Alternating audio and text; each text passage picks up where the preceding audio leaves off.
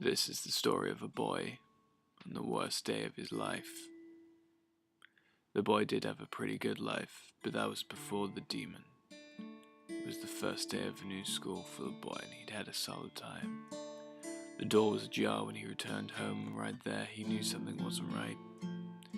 He walked in to see the devil standing over the bodies of his parents, glass everywhere, furniture overturned, the puddle of blood seeping deep into the carpet. His sister sat between them, face covered in blood and tears. She saw the boy enter and she whimpered.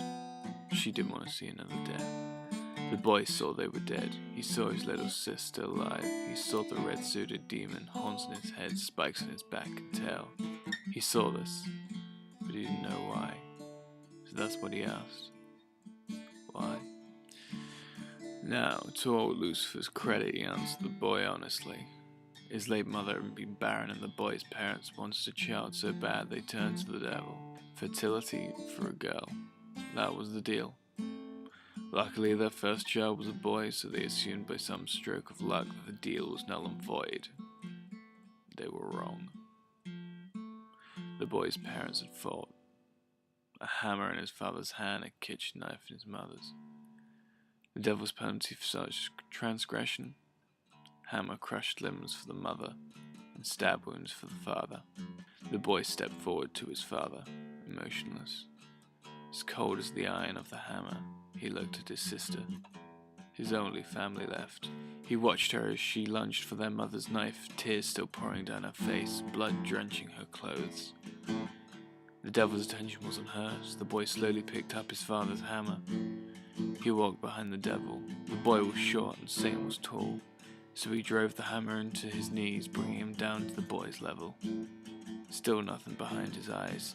The boy swung for the bewildered demon's chest, knocking him on the ground. The boy stood on Lucifer's chest, raised the hammer above his head and held it there.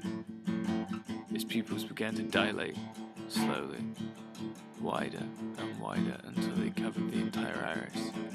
The black spread across his entire eye, and in the dark was all the anger, all the hate, all the wrath, loss and pain the boy could ever feel.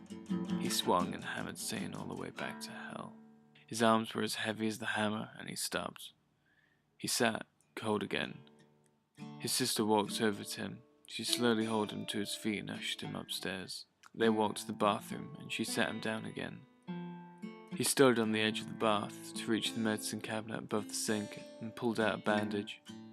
The boy, catatonic, barely noticed his sister wrapping his bloody hands. She washed the blood and tears off her face and hands and sat down next to her brother. And that was that. They didn't move until the police arrived.